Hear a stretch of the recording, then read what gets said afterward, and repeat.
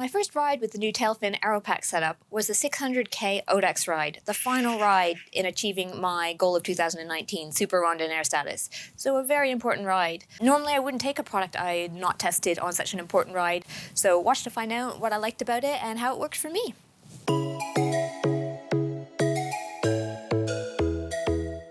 For the 600k ride, I needed something like the Tailfin to carry a little bit more than I had been previously. Now, right now I have it set up on Nathan's bike, as you can see.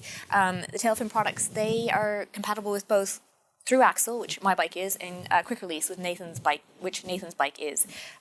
Currently, my through axle for the Tailfin is on loan with Jabig on his world tour, so that's why I'm showing you on Nathan's bike the setup, but this is what I used on my bike. So what have I got here? I have got the new S series. So this is the AeroPack Carbon S with the Rigid Aeropack. So there's a couple of different options now, which is really good because Tailfin are taking into account that different people have different priorities, and some who don't mind a few extra grams are willing to take a little bit of weight hit for savings in money. So there's an alloy version of the rack now. So this is the carbon version with the Rigid Aeropack. It's the lightest version of what they have. So if you're racing and every gram counts, this is the setup you're going to want to look at. It's got nothing under here. It's just the pack. The pack itself is rigid, and then the frame mount here that goes into the special axle that Tailfin have created so that bikes without mounts can have racks. Their other series, this is the S series, their X series that they have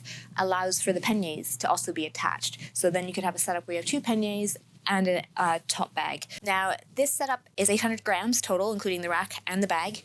You can take off these straps. They're detachable if you want to save, I believe that's 50 grams. And inside the bag, there is some cover over the internals of the bag. So it's, just to pad out the hard parts inside the bag so you don't have any rattling inside. You can remove those. That's another 40 grams of savings if you want. So they have really thought about those who count every single gram when they made this system. So if you're racing, ultra endurance racing, that's really important to you. You've got the option to lighten up. I find the straps are handy for compression and also if you wanted to tuck something on the outside of the bag for quick access. So what I liked about this bag, absolutely no rattle, no sway, no movement. You forget literally you have anything on your bike until you get to a hill and your carbon bike is a little heavier than normal. So same as the first version. It's the exact same experience. It's just such a phenomenal ride. It's something I cannot show you very well in video. I'll show you all the clips I have of Nathan going over bumps and the T1 isn't moving and this one is exactly the same. It is stable and rigid and honestly you'll forget you have anything on the back of your bike. There's no rub. People questioned because of on my bike it's the same. It's up to the saddle. No rub on my legs. I can't tolerate rub on my legs. On the 400, unfortunately, I used my frame bag, which fits on my Brody, but not on my Canyon. And I had leg rub the entire ride and was so annoyed. So I really can't tolerate sway, rattle, rub on my bike, especially my carbon bike. So this didn't have any of that. It's as solid as the first version and it's phenomenal that way. I also love that Tailfin, so I was talking to the designer and they believe that you should buy once and I am a huge believer of that. I'd rather spend a little bit more money, get it right the first time, have something that lasts a long time. So they also believe that and so I really like that ethos of the company.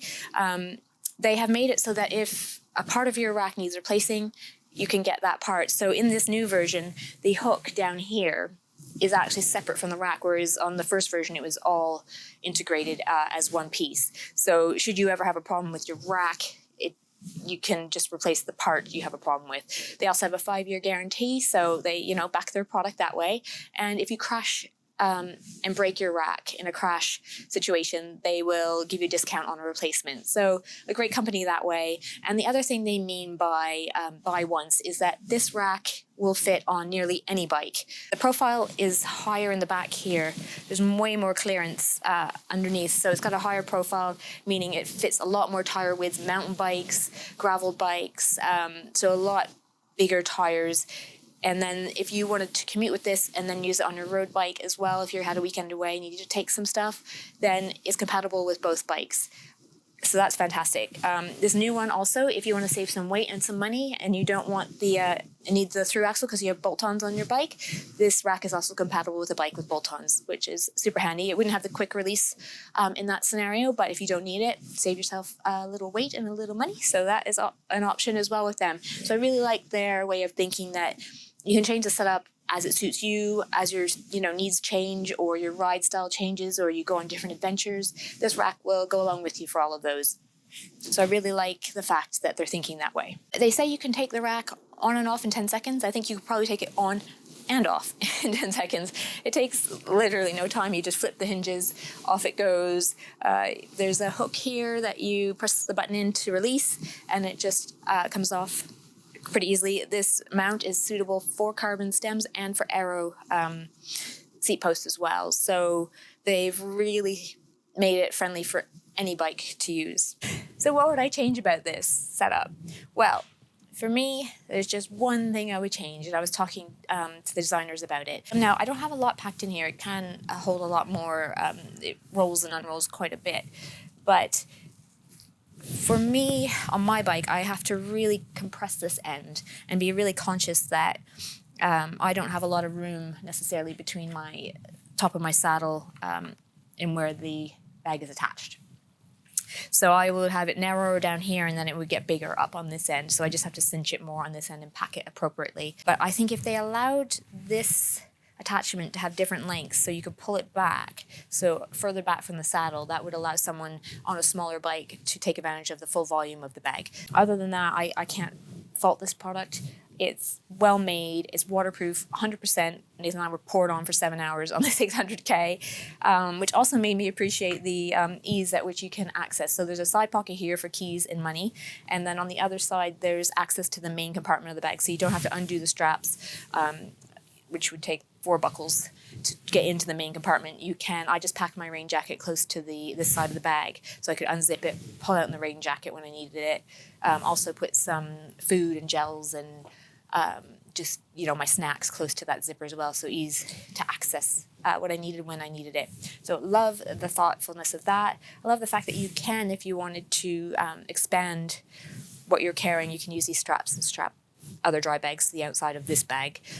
So there's all kinds of options with this bag. Tailfin have really come through with making really good quality products that makes carrying things on your bike a lot more pleasant than other systems. Check out the Tailfin website, the link is in the description below, and be sure to subscribe because I'll be trying the X series next, which is their slightly more adaptable rack that allows the panniers to be attached. As always, thanks for watching, and until the next video.